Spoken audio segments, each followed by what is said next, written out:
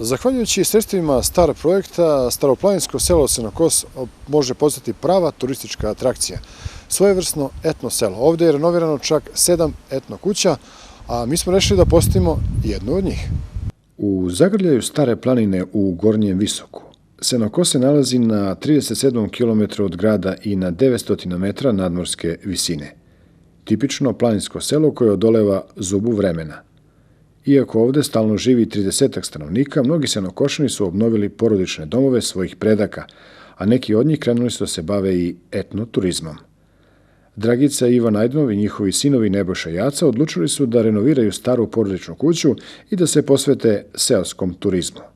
Dragica sa suprugom ovde provodi mirne penzionerske dane čuvajući 10 koza i baveći se pčelarstvom, ali ipak mnogo očekuje od etnoturizma koji, iako je u povoju, može postati dobra alternativa za dopunu kućnog budžeta.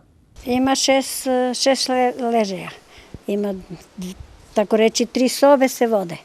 Ne da se vode, 2 se vode, ali jedna to je za 2. I 6 ležaja ima. Kao očekujete prvi gosti? Prvi gosti, kanto 1. maja kažu da će budu.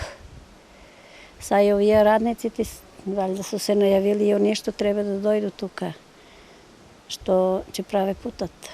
Prošlu godinu su tuka sedeli, pa sad oni su istite što su bili prošlu godinu i sad će dojdu.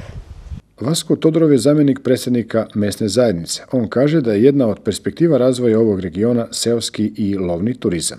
Ja lično smatram da na teritoriji Stare planine nema pogodnije mesto od Senokosa za razvoj turizma. Bilo planinskog, bilo zimskog turizma, skijaške staze i tako dalje. Osnovni problem je put, treba da se postave kontejneri za prikupljanje smeća i pitanje vode da se reši trajno.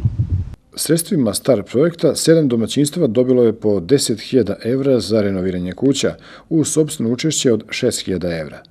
Objekti su renovirani u duhu stare seoske arhitekture. Nedavno je selo dobilo i moderan planinarski dom, čija izgradnja takođe je finansirana sredstvima STAR projekta u visini od 120.000 evra.